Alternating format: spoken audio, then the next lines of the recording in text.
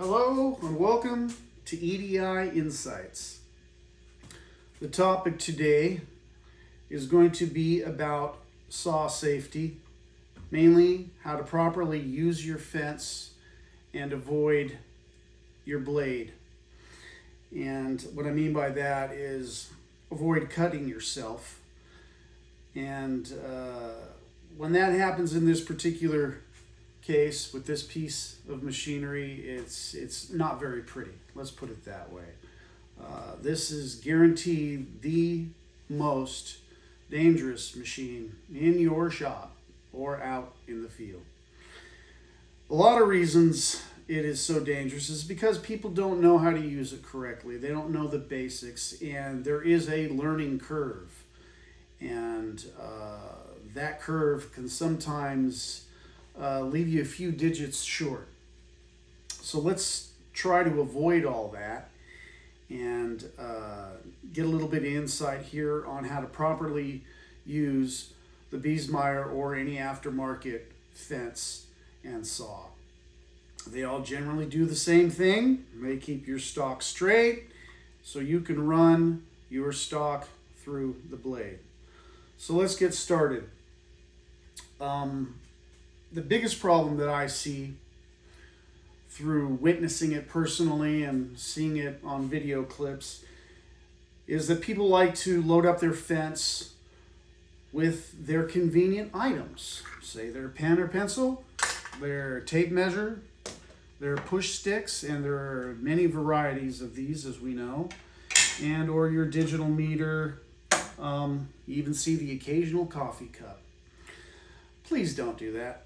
It's not wise. And the main reason it's not wise is because this machine vibrates and things move. Hopefully they won't move into your blade and cause it and or you some damage.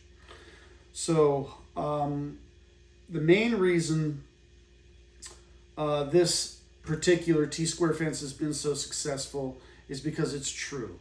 It is adjustable, and it has these two outer lips that people happen to think is a great place to put something and keep it in place. That's not the intention for that.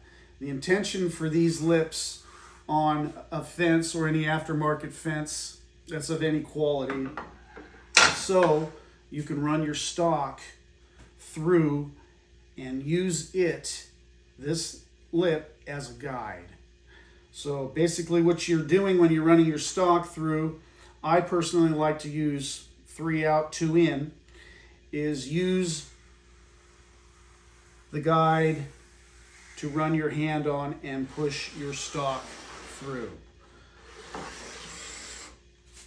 There's a lot going on when you do this, okay? There's a lot of variables, and mainly you're holding your stock down with pressure, you're pushing with pressure, and you're pushing to the side, keeping your stock into the fence with a little bit of pressure. And you can feel that. Why? Because your hands have nerves, and you can react accordingly if you feel that your stock is binding, or it's trying to kick back, or it's releasing tension within the wood itself. There's a lot of variables there when it comes to the particular type of wood and thickness that you're running through, but generally speaking, you can feel that. You can't feel that when you're using a push stick. In my opinion, this is not the safest alternative. Why? First of all, you're creating another fulcrum, and you're exposing yourself to the top of the blade. Say it fails, where's your hand going to go? Say you get a kickback, where's your hand going to go? It's going to follow your material, it's going to lose balance. It's kind of like walking on stilts. So I generally don't use these unless I've got something really thin. So when you run your hand on the guide and properly secured to your stock, you're pushing it to the front of the blade. And at the front of the blade, there's something happening there too. At the front of the blade, it's relieving the tension in the wood. At this point, you no longer have to keep pressure against your fence. It's relieved it for you. And then when you get to the back, you have another thing going on, and that's the uplift of the blade.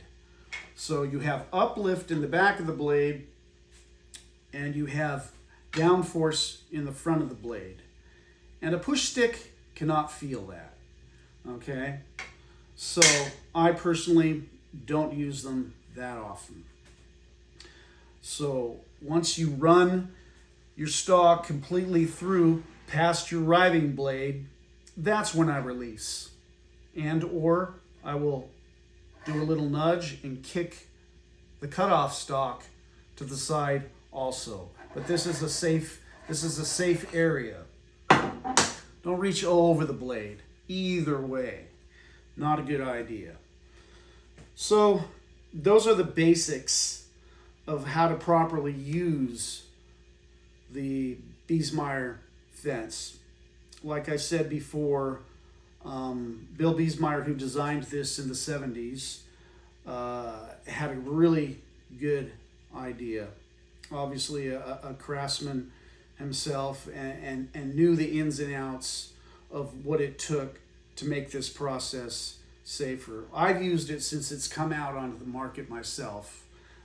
We won't mention what year that was, but I love it. And if you ever get an aftermarket fence or a true Biesmeyer or a little expensive, that's the way to go.